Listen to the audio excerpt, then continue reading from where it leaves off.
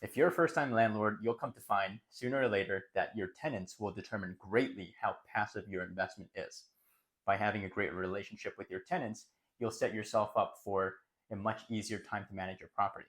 So in this video, I've compiled a list of some important tips and considerations on how you can build a better relationship with your tenant and keep your property performing well for the long term. Let's dive in. So the first thing to do is to ensure that you have a good quality tenant in your unit. And that starts with the screening process. You want to make sure for every applicant that comes in, they can qualify for the rental and also what their job situation is, if there's any bankruptcies in the past, etc. Make sure to also review their income history and their pay stubs to make sure that they are indeed working at where they're telling you they are. And a quick side tip here is to actually call the people on the payroll. So call someone at HR at their company to make sure, because I've seen applications that people falsify where they work. They'll tell you they work somewhere, they'll tell you they make X amount of dollars, but that's not true. They just wanted to get into your unit. And that's not the best way to start a relationship. And another thing I would do is to Google their name and see what comes up.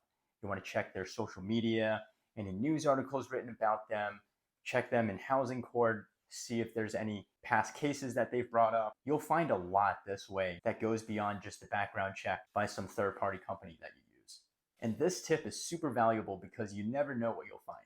Sometimes I see tenants that have gone into some crazy court cases involving drunk driving or whatever. So you want to be upfront and find out as much as you can from the tenants. And lastly, of course, have a conversation with them, get a feel for their character, see how they are on the phone, through FaceTime, or in person. The next step is to figure out if you want to use a property manager or not. The property manager is useful in that they can handle all of your communications, rent collections, maintenance requests, etc. But it also comes at a cost and comes between 8 and 10% of the gross revenues received. So is that amount worth it? And more importantly, how much work do they really take off your hands? Since most maintenance requests will have to be approved by you anyways, you're really only just saving the first initial call from the tenant saying something's wrong. And when it comes to repairs, your property manager might not shop out the quote, so they might only get one person to take a look at it and give you the price. Whereas if you're a savvy investor, you want to get at least 3 quotes for something of any substantial value. I've gotten quotes come in widely different, and I was glad to have spent that extra time to get multiple quotes. Especially if this is your first investment property, your margins are very thin. So you want to make sure that every dollar is accounted for. Another thing that sometimes happens with using a property manager is that they make your tenants feel impersonal or unimportant because everything is done through a portal, through email, through formal communications. There's no one to just call and see what's going on, gauge their opinion. That can impact your tenant's perception of you. Now, I've gotten feedback from my tenants that a lot of them don't like the property manager that I was using before. And that's because their communications were impersonal, like I said. And that's important. And that brings me up to the next point, communication. When it comes to communication, a lot of investors want to be as hands-off as possible. They put in a property manager to be a buffer between them, which is helpful in some cases, but it comes with its pros and cons. But either way, you have to make sure you have clear lines of communication with your tenant, starting from the day one expectations. When you let them know that you own the property, you want to make sure that they understand the outlines of the lease and that they'll follow the rules of the lease, especially if it's a new tenant. The next thing is to not be afraid to get on the phone. This is your property and your tenant, and you have to manage that relationship.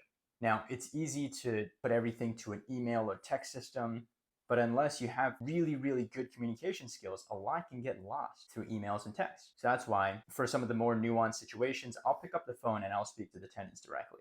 And they definitely appreciate that because they have someone to bounce ideas off of, see if they're reasonable, and we can figure out a solution right then and there. And another tip on that note is to not shy away from hard conversations. It could seem very tempting when situations get tough to just hide behind your property manager and hope that they communicate everything.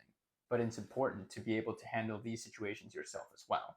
So a couple of situations where you might need to step up is around maintenance requests, around rent raises, or if the tenant doesn't pay.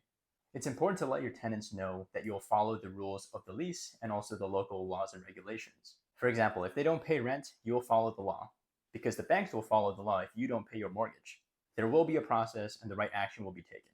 Which brings me to the next point, rent raises. Rent raises are an inevitable conversation that you must have if you want to keep your property's value to the market. which theoretically rents should go up every year because of inflation. And this is where a lot of tension can arise if you don't go about it the right way with your tenants. Feelings can be hurt, they can resent you, they can want to move out because they don't like you anymore. And it's important through a process like this to be as factual as possible. What I like to do is to help them understand why the rents are going up. It's not simply because I feel like it, but more tangible factors, such as my property taxes went up by 20% this year, and my insurance rate went up by 25% this year. And also, the HUD fair market value also went up this amount. So those things I like to communicate with my tenants that, hey, my costs have gone up. Also, here's the fair rent guidance from HUD, which is very hard to argue against because typically this is what the government feels is a fair market value for this market.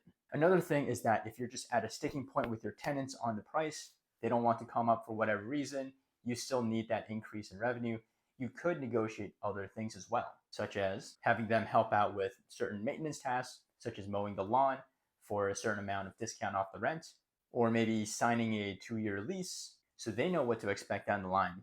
Now, just remember, if you give them that 2 years, it's more security for you, but also your upside is capped.